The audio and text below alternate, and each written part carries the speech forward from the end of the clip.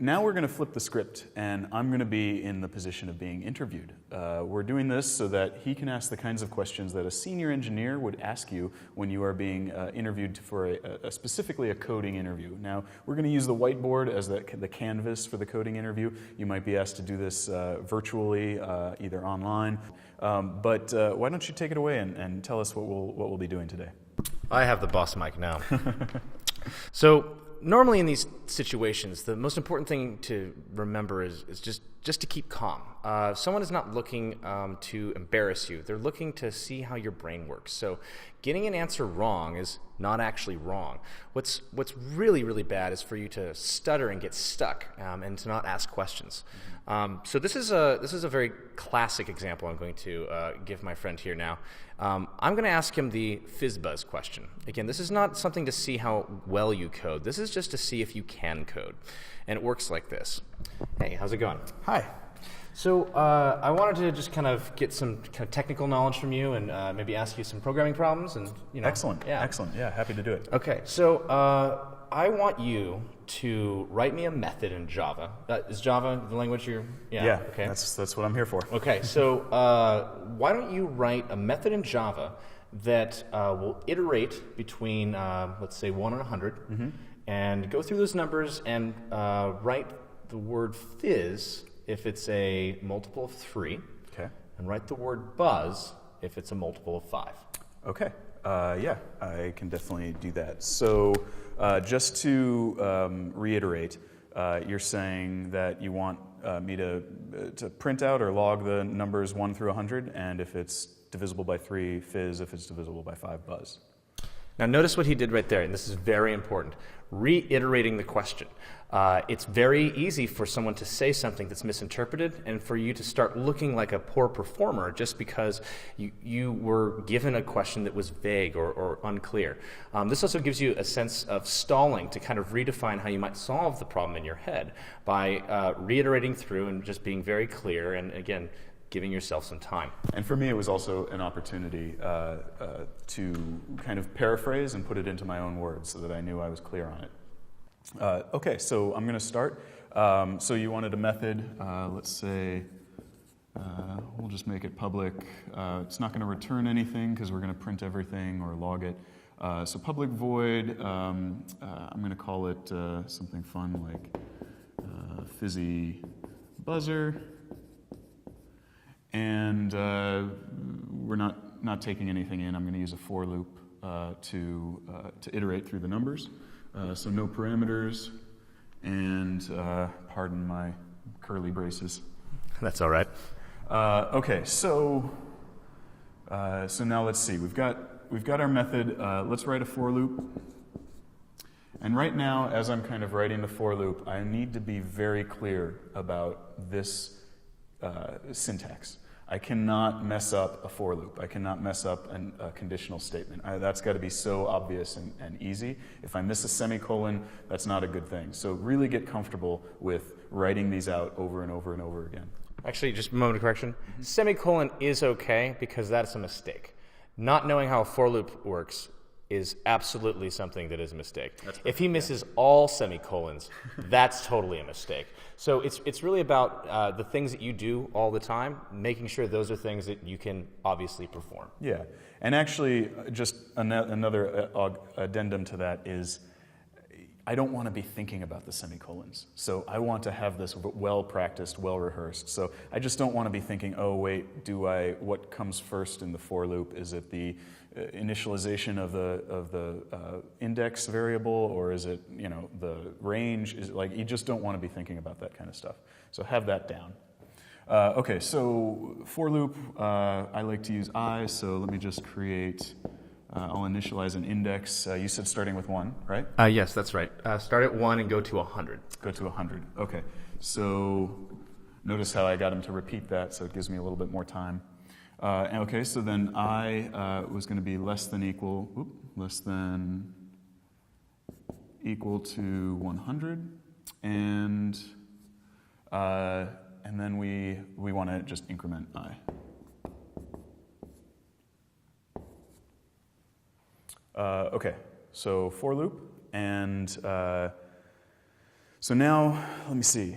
I'm thinking, at this point I'm thinking, okay, I need to know what my order of operations is. I haven't quite figured it out yet. So I'm going to ask a question to kind of stall and pause. Or at least talk out through, maybe if I don't have a question, I'm just going to talk through what I'm thinking so that I don't leave dead air. Dead air is very awkward, right? Yeah, again, no crickets. No crickets in the interview. That's not a good idea.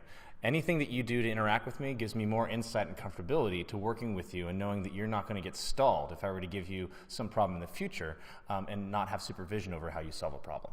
Right. So, for instance, let's just see what crickets is like. If I'm thinking about it, this is what it looks like. Okay, so I've written my for loop, and okay.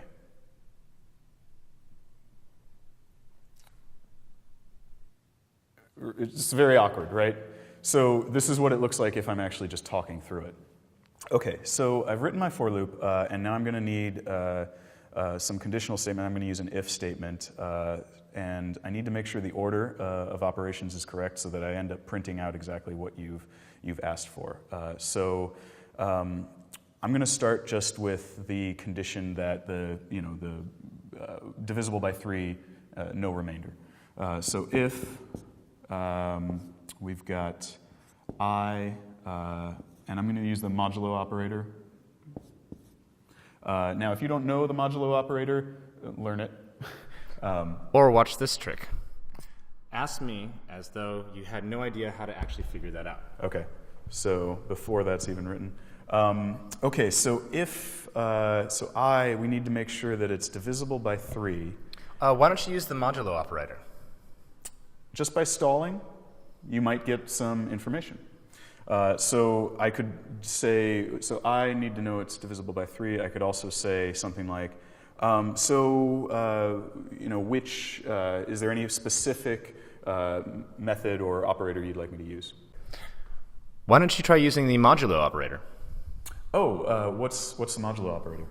Now, you see what he just did is he's now requesting information from me in a way that he doesn't actually need to feel embarrassed about not having that knowledge. There's so many things out there, and if somebody gives you a gotcha with something like that, just be curious and follow up. Oh, well, it's an operator that if you put it like right after, it'll actually give you the remainder of something that is divided by. Okay. Now I have some information. I can either use that, apply that information in real time, or I can figure out what to do with that. But at least I've asked for some information. Be careful though, don't do this all the time, because if you don't know at least a handful or group of knowledge, you're going to come across as like, well, maybe you should know that kind of stuff before you come to one of these interviews. So just play it by ear, practice. The modulo operator is something that you should know, especially because you're watching it be used right now. So I'm going to use a modulo operator, I modulo 3. So if that is equal to 0, that's going to be divisible by 3, no remainder. And so under that condition, what we would like to do is just log that statement that you said earlier, which is fizz. And yeah. Oh, that's good. I don't see log being defined here. Did you mean to use a lowercase l? Yes. Sorry, that should be capital L so that I get the package. So this is another important thing where that's a mistake. That isn't something that his lack of knowledge was in some type of confusion about, right? He made an honest mistake. Don't worry about making those. Everybody knows that he meant L with a capital L. However, I pointed it out just to make sure, right? And you might get asked that kind of stuff, so don't worry about your mistakes. Just try not to make the whole thing a collection of mistakes. Absolutely. Okay, so we've got that. Now I'm going to need a condition for if it's divisible by 5. So let's start with another if statement. And we have I modulo 5 this time. And again, this is very similar to the one above, so I'm just going to do that and capital L log. And now we want buzz. Notice I'm still talking as I'm kind of writing it, just to make sure that I'm not leaving any dead space. Okay, so we've got... So now, at this point in the process, you've seen that he's solved the problem, but what's going to happen in this particular type of interview, especially if you answer something very quick, is you're going to now be thrown curveballs.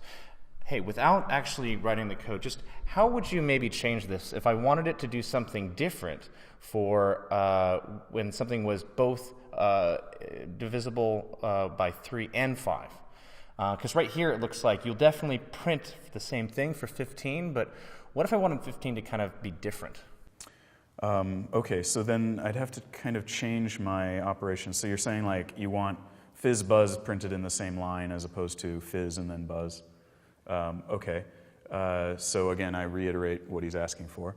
And now I'm thinking, okay, well, if I go through this, I start thinking through the logic.